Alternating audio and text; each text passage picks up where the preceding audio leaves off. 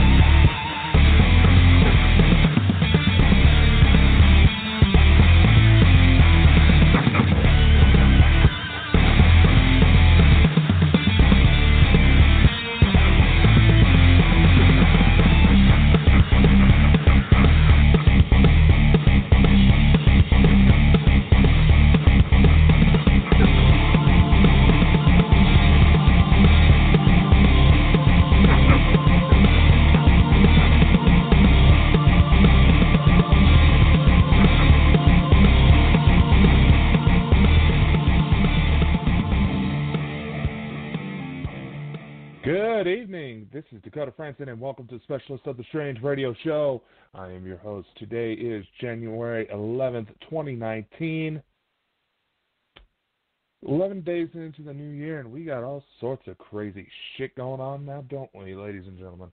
Tonight's episode, I wanted to discuss something. It's a label of my own making. I call it the telephone theory of research. It's a subject I've touched on quite a few times already on this show and in a few of my other previous appearances. But I thought that it would probably be a good time to really dig into the nature of this, because it doesn't apply exclusively to the occult. There are so many different avenues that this can actually be applied to in life itself. So how is that possible? Well, first, let me what's the word I'm looking for here? I'm sorry. Let me kind of take some time to explain it, first off. During the research, to make sure I wasn't doing any form of copyright infringement or whatever the hell the term may be for this kind of case, I discovered that telephone theory was already in use, sort of. As stated by Merriam-Webster Dictionary, telephone theory is a term in physiology in which states that the perception of pitch depends on the frequency of the nerve impulses induced by sounds of different pitch. This term is actually considered outdated because, if I'm understanding this correctly, you can probably call me out if you want to. Well, basically, this was saying that depending on how your nerves function within your ear canals, it will alter what you hear when you hear a certain sound. Makes sense, right? Everybody has different nerve arrangements. Maybe someone had a bit more ear damage. Everybody hears things slightly differently. That is true. But in the terms of what I'm talking about here, I use the term telephone in reference to the children's game. It's where one person says a certain sentence, doesn't matter what the hell it is, then they whisper it to their friend, and that friend whispers it to another, and so on and so forth. And the object of the game is simply to see how much that sentence will change, or see if it doesn't change at all. Usually, it doesn't. How does that apply to occult research? How does that apply to anything, really? It's just a silly kids game. Well, you have to consider I guess we're going to have to use stupid modern terminology and quote-unquote fake news. This is something we actually see happen every day. We may not even realize it. We may not even know we are contributing to it if we're not careful. Especially in the day of social media, and basically anybody who knows how to use a computer or can scream loud enough gets their opinions heard by the population. Kind of explains a lot of what's going on nowadays, doesn't it? But that's not what we're here for. In terms of telephone theory, this is to observe how much claims of paranormal phenomenon change over time. How stories, even if they were direct sources, unbiased news media reporting with the clearest, crystal clear video footage of every single frame and every single person involved in every single little bit of the information, how much that story could easily change. Let's put up an example here. Here's one. 50 Berkeley Square in London. This is an old townhouse. If I remember correctly, it was actually built during the 19th century. And a lot of sources claim this is potentially the most haunted house in London. In fact, this is actually, when I read up on this case, it actually fit perfectly with tonight's show. So, I have some notes here I'm just pulling up. Essentially, the history of this location is that it was built right around the late 18th to the early 19th century. The main stories changed, but it allegedly, the story of most of the hauntings start from a young woman throwing herself from the top floor window after being severely abused. She is said to actually appear as a brown mist or a white figure. Another story actually claims that the hauntings originate from a young man who was locked in an attic room and fed through a hole in the door until he passed away. There's also another claim that the spirit, the source of the activity, was a little girl who was murdered by a household servant. Sounds spooky, right? Has the makings for all of the freaking cliche horror movies out there. But does it actually have any basis? Being that the house is so old, it's hard to get a direct history. Based on my own research, because some of you may know I'm actually working on a book that discusses paranormal topics, I was able to find 4 major historical owners. The first was a British Prime Minister by the name of George Canning, who lived there until about 1827. There was a Miss Elizabeth Curzon, if I'm pronouncing that at all correctly, lived there from about after 1827 till about 1859, when she died at the age of 90. Now, the majority of the activity seems to center around the time frame that are named by a gentleman by the name of Thomas Myers, who was the son of a Parliament member who lived there from 1859 till 1872. I don't know why there's an extra 0 in that. Let's fix that right away. Now, here's the thing. Well, during the time Mr. Myers lived in that house, he was a recluse. He was active at night, and it was a servant of his that brought him food, brought brought him groceries, brought him supplies, things like that. He didn't go out much. And because he didn't go out much, he didn't act in the light of day, the house fell into disrepair. The story is stated, and in fact, a relative of Mr. Myers by the name of Dorothy Neville actually stated that the reason why Thomas Myers didn't come out of the house often is because shortly before he started to live there, he was engaged to be married. But something happened, and they broke it off. This dude fell into a bit of depression. That sounds like it pretty much consumed him until the day he died. So, Ms. Neville explained that a lot of the activity was a lot of the stories came from the house basically looking like shit, and Thomas Myers acting like some sort of whack job back in the day.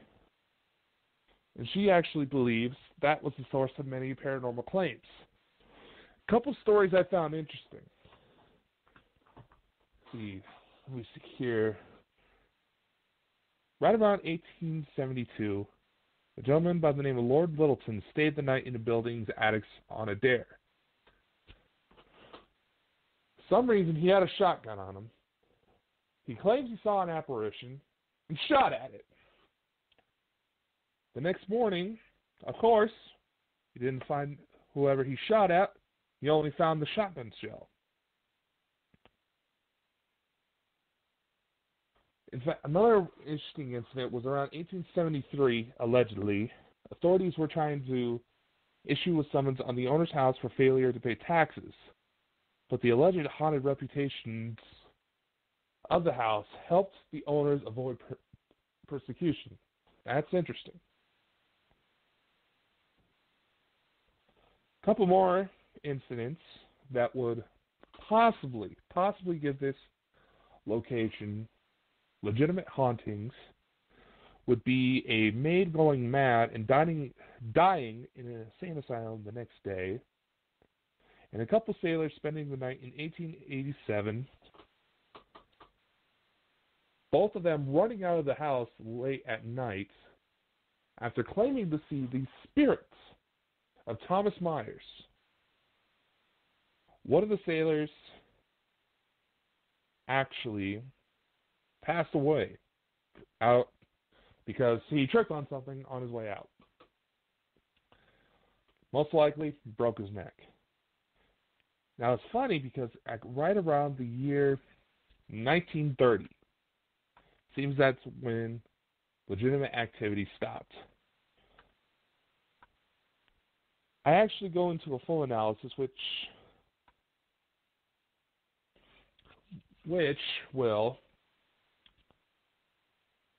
I will go into real quick. It's not really spoiling anything for the books. Anybody with a decent enough internet connection or enough time to find the right books can find this information. Miss Lady Dorothy Neville actually believes herself that most of the activity stemmed from Thomas Myers' state of clinical depression.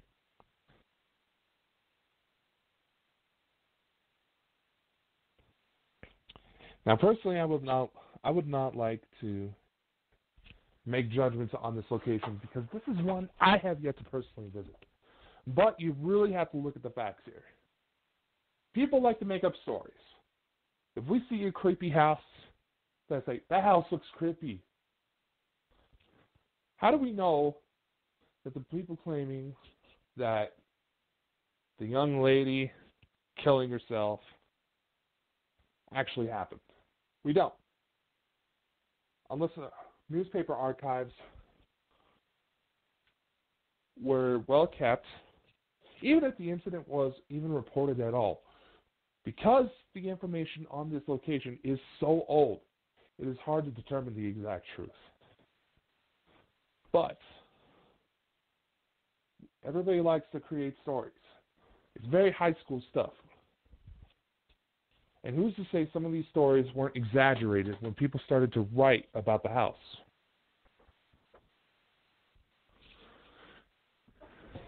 Another good example that comes to mind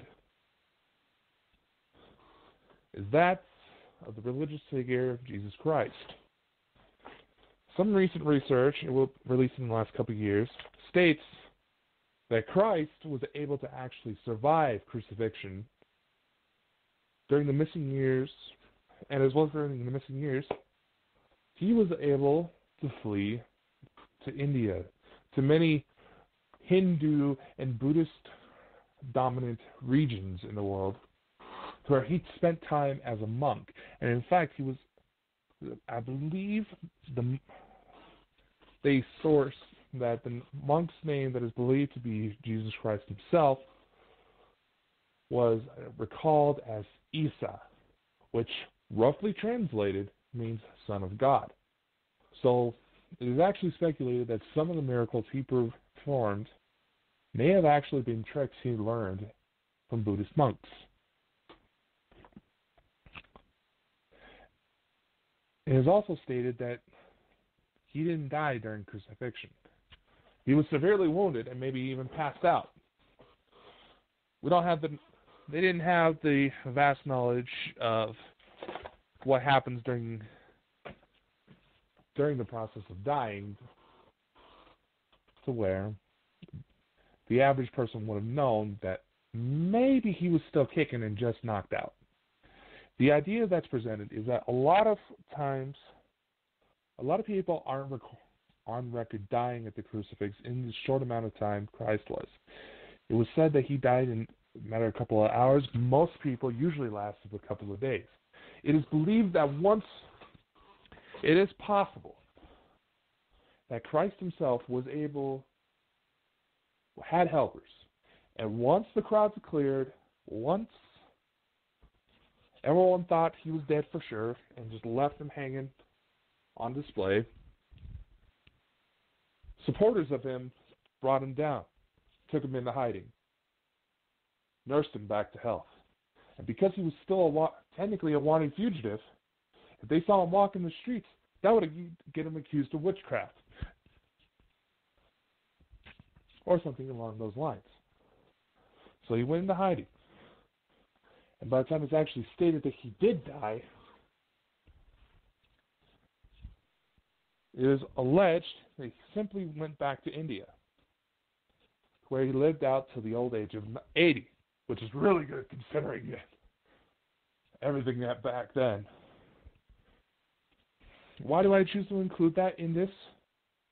Who is to say that the only people writing those records, the only people that were keeping anything written down, was the church? Sure, there were newspapers and all that, but the church was a main driving force back then. It could easily suppress any information they want. Those conspiracy theorists about the government suppressing information, that's nothing new. It's been going on since the beginning. Anybody who's been put into a position of power has the possibility of doing this, depending on their own motivations. And another thing, there's also plenty of research that shoots down the idea that Christ's birthday was actually December 25th. In fact, some of the research indicates it was actually closer maybe in September. For those of you questioning me on this, or those of you who might try to say, "Oh, I am the agent. I am an agent of the devil. He is the agent of the devil. Don't listen to him. Blah, blah, blah, blah, blah." Shut the fuck up and let me listen. And let me talk. It is stated that a lot of Christian traditions that we observe nowadays were merely modified pagan rituals. Christmas incorporated several old rituals into one that just happened to happen right around the same time, in order to express the importance of the holiday it was started that Christ's birthday was also December 25th. But then again, you don't have to go far into really speculate whether or not how much of the life is actually true. Because again, the records from back then aren't the best kept. And the church was a main driving force in suppressing a lot of information. I can go on and on about this. In fact, I see from the timer here in the studio, I only have 9 minutes left, so I'm going to try to wrap this up. I'm going to finish off my thoughts. You don't have to go far to see that a lot of information on the life of Christ is either suppressed by ignorance or simply ignored. Like a lot of the depictions that he was some white dude. He was a dude from the Middle East. Even if he was born the most light-complected, because it does happen, chances are the dude would have a tan or a really nasty sunburn most of the time. But we never know. We're not going to be able to know 100% sure. We might get a few ideas from what was left behind, but we have to question the motivations of who left those behind. The artifacts, the stories we all hear in religious texts. Some sources even claim that all religions have mere fractions. Tiny, tiny, tiny fractions of the truth. And honestly, if you really look at it, if you really spend the time to observe as many religions as possible, observe many customs as possible, you'll notice that there are a lot of common patterns, and it's often the basis of ancient alien theory, which again works in what I call the telephone theory of research. How many times was someone just simply not paying attention to the original story and messed up a few details? Parents of teenagers might know this. How many times have you tried to tell your kids to do something, or you talk about your day at work, and they just kind of give you the, and later claim you never said anything? Shut up, Mom. I know I am likely guilty of this. I know. But how do you know that maybe you said something to catch your kids' attention and they only got half the story right? How do you know that the person that heard that story, that you're hearing the story from, didn't have a hearing issue? Playing music too loud, going deaf and not realizing it, or they just had a head cold in their head and their ears were plugged up to where sound was highly muffled. There's a whole number of factors, so many different factors involving this. And you can actually see the effects of this when it comes to fake news. With social media, rumors that get spread around. The whole fights over the walls, like, oh, President Trump said this, oh, the Democrats said this. Shut up. Those of you that participate in these arguments, honestly, you sound like there's something like this. You sound like this to me. You sound like this. Mama, Jimmy said I was a big butthole. No, I didn't. That's what you sound like. So being that this is the case, being that it is so easy for stories to change, if you have the chance to play a little game of telephone, because honestly, the thoughts for this originally came to me from my 9th grade English teacher, Mr. O'Connor. He played this towards the beginning of the year. He decided to do this little game, call it an exercise, as a way to work in how to warn people, how to warn students about how rumors get passed around. And it just came to me. It was like, It's that easy for a simple sentence that has no real meaning whatsoever, something that he just likely made up on the spot because he was that type of guy. If it was that easy for something to change,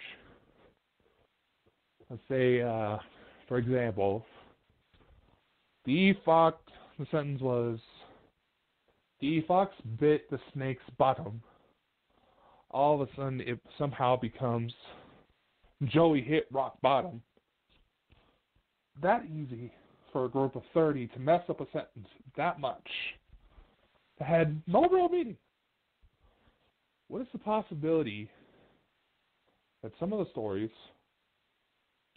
in mythology, some of the stories in many religions, even the campfire ghost stories we all hear, like the man, there was a man, and on the collar was a hook.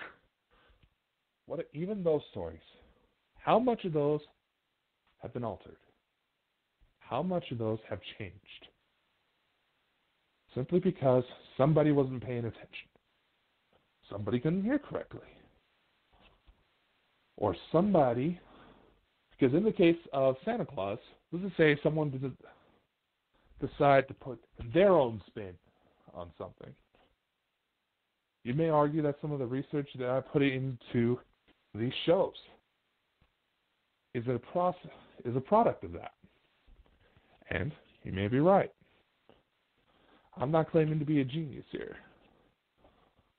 All I'm trying to say is be careful of what you hear, what you decide to spread around.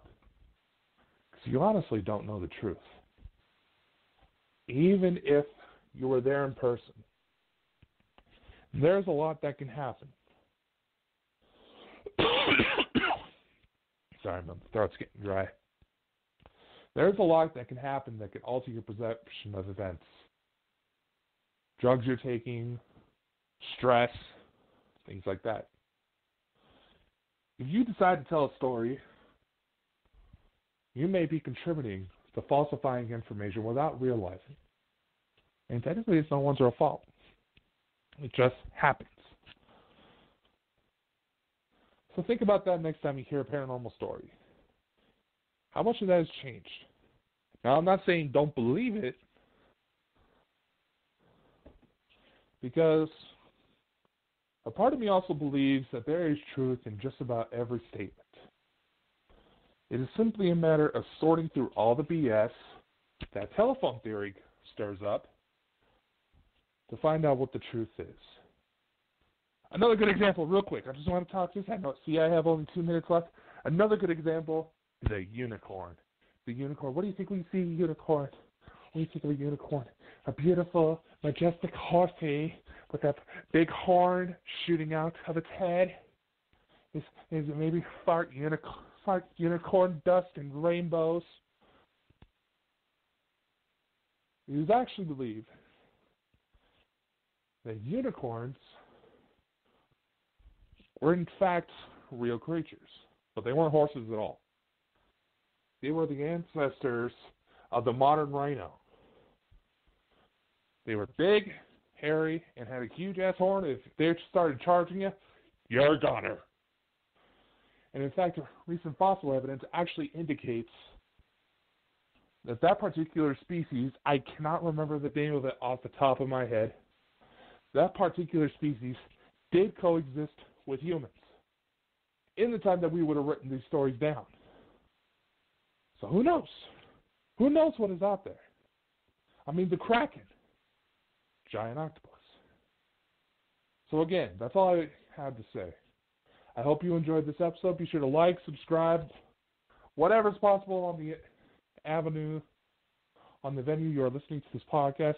If you go over to my YouTube channel, within 15 minutes, a new video is going to launch. It's a tutorial how to safely communicate with spirits. There's another video launching on Sunday. There are premiere set up, so you'll be able to chat with me live as the video goes up to talk about what's going on. I'd love to see you there. Head over to my YouTube channel, Specialist of the Strange. I shall see you next time. You all have a good night, or if you're going to the video, I'll see you later. Catch you next week.